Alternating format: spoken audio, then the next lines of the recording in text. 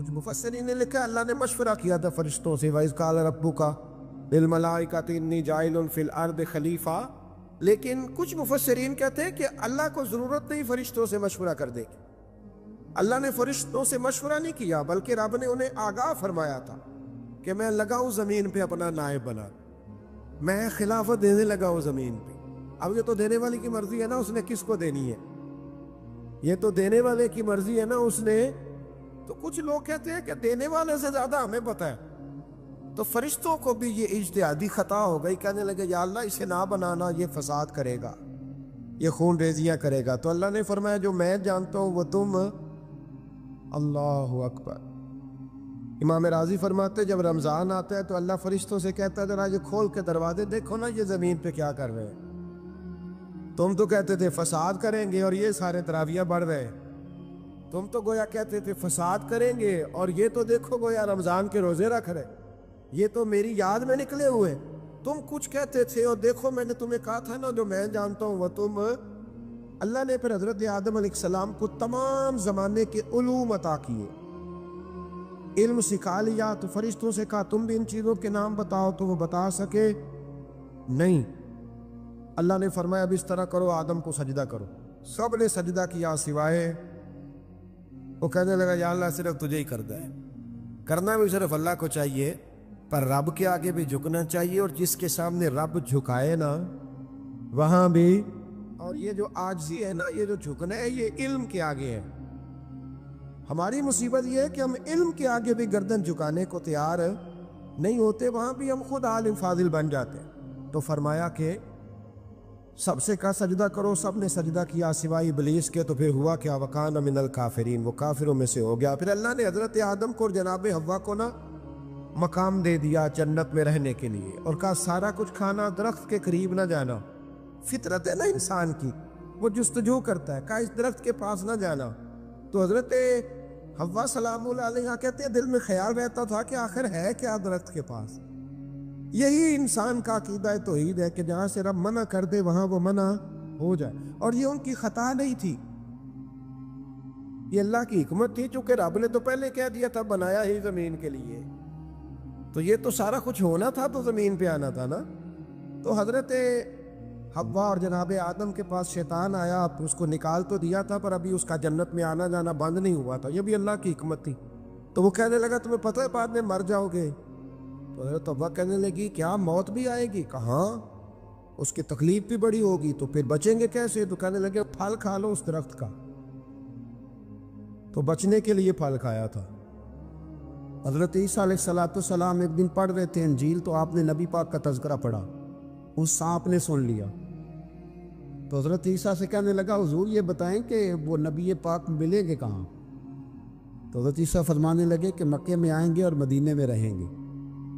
تو کہا ملاقات کیسے ہو سکتی ہے؟ فرمایا چلا جا مکے. تو وہ سانپ 600 سال غار ثور میں، اور اس نے 70 جگہ پہ سوراخ کیے. کتنے سال بیٹھا رہا بول کے بتائیے؟ آپ 6 گھنٹے بیٹھ کے دکھائیں، سوال ہی نہیں پیدا ہوتا. ہم بڑے کمزور ہو گئے، ہمارے لیے معاملہ بڑا اور طرح کا ہے. ہماری مرضی کا کوئی بات کرے تو ہم اس سے راضی ہیں. 600 سال وہ سانپ بیٹھا رہا، 600 سال، اور 70 اس نے سوراخ کیے غار ثور میں. لیکن وہ بھی عاشق تھا نا. اور یہاں معاملہ یہ تھا کہ ابوبکر صدیق دعا مانگ کے گئے تھے کہ میں نے کسی کو موقع نہیں دینا، ایک میں ہوں گا دوسرا میرا یار ہوگا. وہ غار ثور کی تو لذت ہی یہ والی تھی، ایک میں ایک میرے محبوب. اس نے 70 سوراخ کیے ہوئے تھے. جناب ابوبکر صدیق نے کہا حضور آپ ٹھہریں، میں ذرا بھی آیا صفائی کر کے. تو نبی کریم علیہ السلام رکے تو حضرت ابوبکر صدیق نے کہیں پگڑی پھاڑ کے رکھی، کہیں چادر پھاڑ کے رکھی، اتنے سوراخ بند کیے تو جو ایک رہ گیا وہاں ایڑی رکھ دی. تو اب وہ سانپ بھی شکوہ کرنے لگا کہ یار تو بھی کوئی نرالا ہی عاشق ہے کہ میں نے تو کسر ہی کوئی نہیں چھوڑی تھی، 70 سوراخ کیے تھے اور تو نے بھی کمال ہی کر دی ہے، یہ سارے ہی بند کر دیے، جو بچ گیا اس پہ ایڑی رکھ دی. اس نے پتہ نہیں کتنے ڈنگ مارے. سانپ کا جب ڈنگ لگتا ہے تو وجود میں بہت زیادہ گرمی پیدا ہوتی ہے. حضرت ابوبکر صدیق کے بارے میں ہمارے شارحین نے لکھا روئے نہیں، وجود اتنا گرم ہوا کہ آنسو ٹپک پڑے. نبی کریم صلی اللہ علیہ وسلم نے فرمایا ہٹا نا ذرا پیر. پھر انہوں نے ہٹایا تو میرے مصطفیٰ میں لعاب دہن لگایا. حضرت ابراہیم ابن ادہم رحمت اللہ علیہ بادشاہ وقت تھے، اللہ سے بڑا پیار تھا۔ رات کو بستر پہ لیٹتے تو دل کرتا میرے اندر بھی اللہ ایسی صلاحیت پیدا کرے کہ میں بولوں تو میرا رب مان جائے، میں بات کروں تو میرا رب میری اس بات کا بھرم رکھے۔ دل میں خیال آتا تھا، لیکن تھے تو بادشاہ نرم نرم بستروں پہ سوتے تھے۔ ایک دن سوئے ہوئے تھے، چھت پہ کسی کے چلنے کی آہٹ محسوس ہوئی۔ بادشاہ کی چھت پہ بغیر اجازت کون گیا؟ کون ہے چھت پہ؟ تو جب مالک کسی کو قریب بلانا چاہتا ہے تو سبب بھی پیدا فرمائی دیتا ہے۔ وہ بندہ تھا کہ فرشتہ تھا، وہ انسان تھا یا اللہ کا پیغامبر تھا؟ اوپر سے بولا، کہنے لگا میرا اونٹ گم ہو گیا ہے، آپ کی چھت سے تلاش کر رہا ہوں۔ بولیے گا، میرا اونٹ گم ہو گیا ہے، آپ کی چھت سے تلاش کر رہا ہوں۔ حضرت ابراہیم ابن ادم کہنے لگے بڑا بیوقوف ہے، بھلا اونٹ کا چھت پہ کیا کام؟ تو وہ اوپر سے آواز دے کے کہنے لگا آپ بھی بڑے بیوقوف ہیں، نرم نرم بستروں پہ خدا کی یاری کا کیا کام؟ نرم بستر بھی ہو، آرام بھی ہو، رب بھی ملے۔ الذین یذکرون اللہ قیاما وقعودا وعلی جنوبہم، اٹھو، بستر چھوڑو، اس کی بارگاہ میں کبھی قیام کرو، کبھی سجدہ کرو، کبھی رو کے اسے مناؤ، کبھی ناز کر کے اسے مناؤ، کبھی اس کے یار پر درود پڑھ کے مناؤ، کبھی قرآن کی تلاوت کر کے مناؤ، کبھی ذکر حسین کر کے مناؤ، کبھی یاد صدیق کر کے مناؤ، کبھی سیدہ فاطمہ کا نام لے کے اسے راضی کرو، کبھی حضرت عائشہ کے تذکرے کر کے اسے راضی کرو، پھر بستر پہ کیوں لیٹے ہوئے؟ حضرت ابراہیم بن ادم فرماتے دل پہ چوٹ کر گئی بات، اٹھا، بادشاہی چھوڑ دی، جنگل میں نکل گیا، اس کی یاد میں لگ گیا، چھوڑ دیا سارا کچھ۔ ایک دن دریا کنارے بیٹھے، سوئی دھاگے کے ساتھ اپنی قمیض سی رہے، پرانے دور کا وزیر گزرا، اسے بڑا ترس آیا، آگے کہنے لگا بادشاہ کیا آپ نے کھپایا؟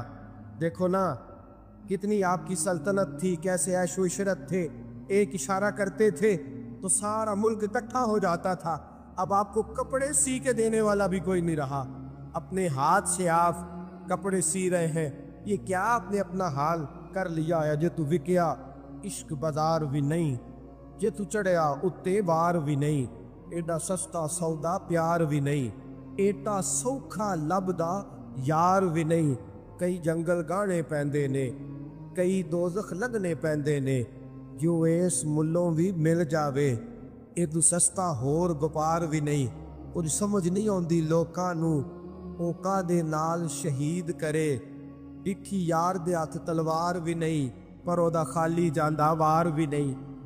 مانے لگے وہ کیسی بادشاہت تھی اور یہ آپ کو کپڑے سی کے دینے والا بھی کوئی نہیں۔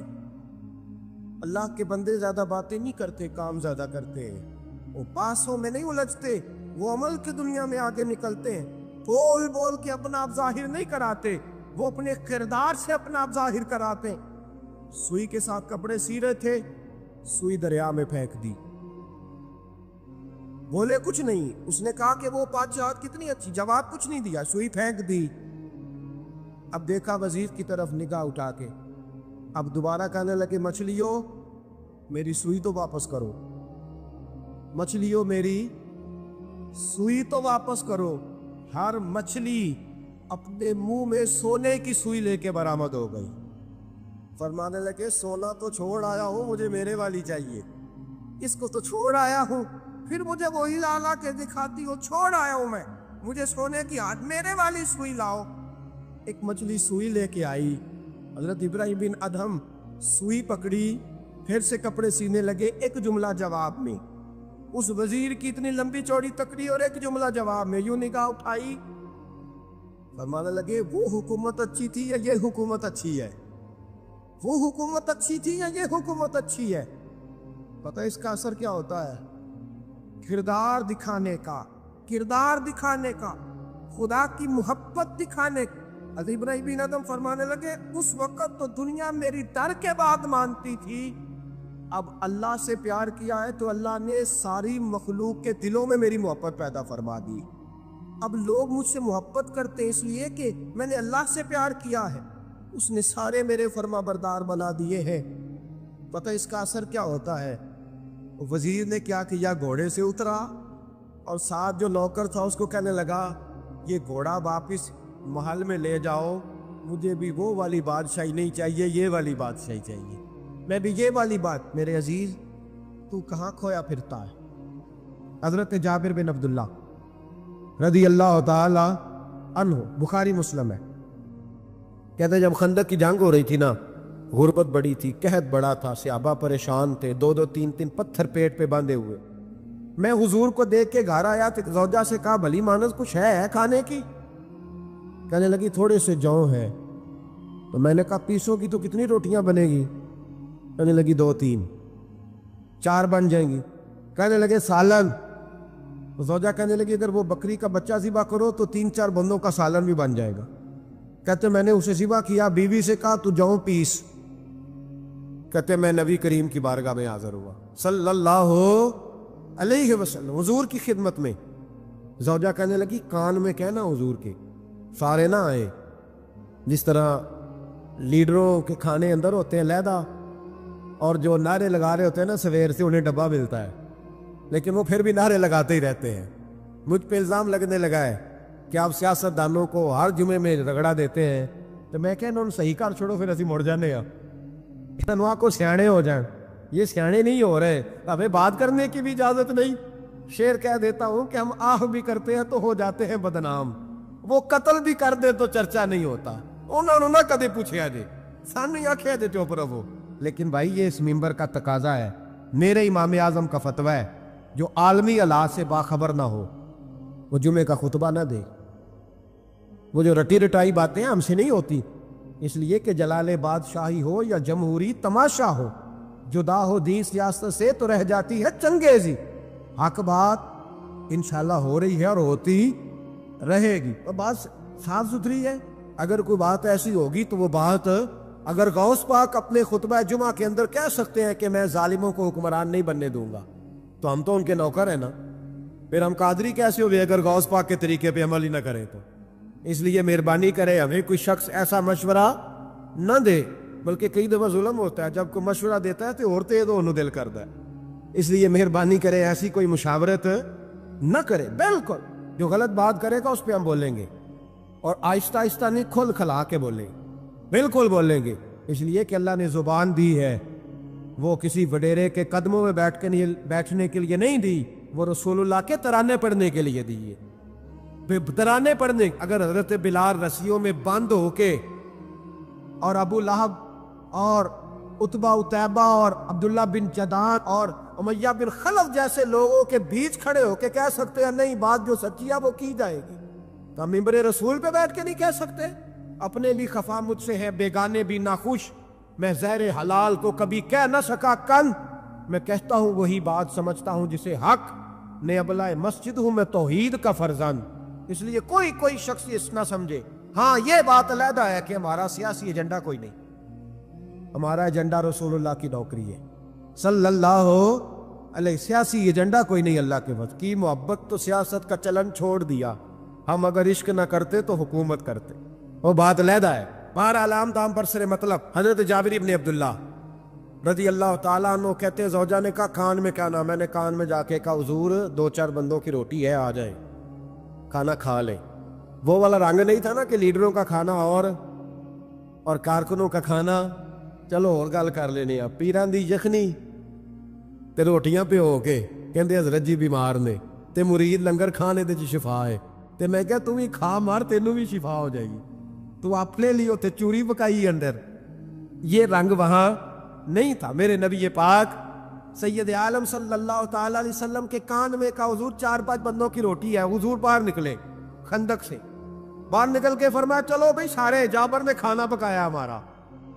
حضرت جابر کہتے میں نے دوڑ لگائی، گھر آ گیا، اور میں نے کہا تجھے تیری مار ہوئے، حضور تو 1000 سے زیادہ بندہ لے کے آ رہے، تو کہتی تو نے کہا نہیں تھا نبی پاک سے 4-5 بندوں کا ہے۔ حضرت جابر کی زوجہ کا عقیدہ سنو، کہنے لگے میں نے تو کان میں کہا تھا، دوسرے نے سنا بھی نہیں، وہ تو حضور نے کہا سارے چلو، تو کہتے زوجہ مجھے تسلی دینے لگی، کہنے لگی بس پھر جو نبی آ رہے ہیں وہ انتظام بھی کرائیں گے، جو آ رہے ہیں وہ انتظام بھی کرائیں گے۔ کیا کہا مولانا حسن رضا نے، قلم توڑ دیے، کہنے لگے آج جو عیب کسی پر نہیں کھلنے دیتے، آج جو عیب کسی پر نہیں کھلنے دیتے، ارے کب وہ چاہیں گے میری حشر میں رسوائی ہو، دل میں ہو یاد تیری کوچائے تنہائی ہو، پھر تو خلوت میں عجب انجمن آرائی ہو۔ کہتے حضور آئے 1000 سے زیادہ کا لشکر لے کے، اور مجھے فرمانے لگے روٹیاں نہ پکانا، پہلے آٹا میرے پاس لاؤ، اور چولہے سے کھانا نہ اتارنا، مجھے لے جاؤ۔ کہتے میں نے سالن بھی پیش کیا، روٹیاں بھی۔ حضور نے تھوڑا سا لواب دہن آٹے میں ڈال دیا، لواب دہن، تھوڑا سا لواب دہن ہنڈیا میں ڈال دیا، فرمایا اب نکالتے جاؤ اور کھاتے جاؤ، میرا جھوٹا ہو گیا، اب نکالتے جاؤ۔ حضرت جابر ابن عبداللہ کہتے ہیں 1400 بندے نے کھایا، ہمیں نہیں پتا روٹیاں کدھر سے آئی، اتنی برکت ہوئی پتہ نہیں کدھر سے آئی، سالن پتہ نہیں کدھر سے آیا۔ کہتے ہیں سارے سیر ہو کے کھا لیا تو فرمایا چلو بھی جاؤ جا کے کام کرو، مجھے فرمانے لگے اب تو بھی کھا، آ جا بچے بھی بلا۔ کہتے سب نے کھایا، حضور اٹھ کے جانے لگے تو فرمایا ذرا روٹیاں دیکھ، پہلے زیادہ تھی کہ اب زیادہ ہے، ذرا دیکھنا سالن پہلے زیادہ تھا کہ اب زیادہ ہے۔ تو میں نے کہا نہیں حضور پہلے سے زیادہ ہے، میرے محبوب کے تبرک میں اتنی برکت ہے۔ تو حضور کے وجود سے جو چیز لگ جائے تو اسے قیمتی نہیں سمجھتا؟ کہاں بیٹھ کے دین پڑھا ہے؟ یا ہمیں سمجھا لے یا پھر ہم تجھے سمجھائیں، صحیح تینوں سمجھائیے تو صحیح کر کے سمجھائیے۔ ان لوگوں کو گمراہ کرتے ہو، اتنا غلط نظریہ، اس قدر غلط ہو۔ میں نا غار ثور پہ چڑھنے لگا تو مجھے وہاں ایک نیچے صاحب مل گئے، کہنے لگے اتھے کی لین چلے ہو؟ میں کہ تینوں اسی اتھوں میں نہیں پوچھ کے آیا جدو کرو آئے ہیں، اتھوں میں نہیں تینوں پوچھنا بے لیا، تو غلط فہمی دا شکار ہے۔ کہنے لگا وہ تو حضور تو کام سے گئے تھے، آپ کو کیا کام ہے؟ میں کہ ایسے لئے ٹائم نہیں تیرنا گل کرن دا، اس وجہ سے کہ سانوں تے غار ثور پہ یاد ہوں دی ہے۔ وہ واپس آ گئے، عام آدمی تھا، خیر وہ کہیں سے آیا ہوا تھا، اردو بولتا تھا۔ تو میں ایک عمرہ کرنے کے لیے جارانہ سے واپس آیا تو طواف ہم کر رہے تھے، وہ بھی مجھے نظر آ گیا دوڑتا ہوا، میں انہوں آواز مار لی، میں کیا حضرت حاجرہ تے پانیاں سے دوڑیا سنتے تو کا تو چھالا ماری پھر دے او بیائی کولر تے جا بھی رام کر جا کے، کہندے نہیں انہاں دی ادا تے ادا کرنی ہے۔ تو میں کہ اگر تو حضرت حاجرہ دی ادا کرنی تے اسی حضرت ابوبکر صدیق دی ادا کرنی۔ عجیب آدمی ہے بھائی تو، عجیب بات ہے، لوگوں کا فلسفہ اپنا اپنا، اور پھر پکڑے ہم کہ اس بندے کو جو جواب نہ دے سکے۔ ایسا نہ کرو، یہ زیادتی ہے، امت کو اکٹھا کرو، اتفاق۔ یہ مجھ سے سوال کئی جمعے سے ہو رہا تھا، میں اصل میں نا ان موضوعات کو چھیڑتا نہیں، میری طبیعت اور ہے، لیکن کوئی بندہ یہ نہ سمجھے کہ ہمیں جواب نہیں آتا۔ یہ سوال اٹھا تھا، کوئی یہ نہ سمجھے کہ ہمیں جواب اللہ کے فضل سے، اللہ کے فضل سے۔ یہ قرآن مجید پڑھا ہے، یہ مسجد ہے، یہ جمعے کا دن ہے، ہم بات صرف وہ کرتے ہیں جس میں ضمیر اجازت دیتا ہے، اس لیے کہ سدا تو نہیں نہ رہنا، پتہ نہیں صبح اٹھ سو کے اٹھنا ہے کہ نہیں اٹھنا، تو قوم کو گمراہ کر کے دین کے نام پہ جانا کدھر ہے؟ اس لیے بھائی خیال ہوتا ہے کہ تم لوگوں کو خراب نہ کرو، ہم تو چاہتے ہیں امت اکٹھی ہو جائے، لیکن یہ ظلم کرتے ہو، جب چھیڑو گے کسی کو تو پھر تو اس کا حق بنتا ہے نا وہ بولے، پھر چھیڑا جاتا ہے۔ تھوڑے دن ہوئے حضرت حلیمہ سعدیہ کا سارا گھر گرا دیا، بلڈوزر چلا دیا، کہنے لگے یہاں لوگ آتے ہیں تو شرک ہوتا ہے۔ اور میں نے کہا جہاں اللہ کریم نے توحید پھیلانے کے لیے رسول کو بھیجا، 4 سال جہاں نبی پاک رہے، وہاں کیسے شرک ہو سکتا ہے؟ کس طرح کی تو بات کرتا ہے؟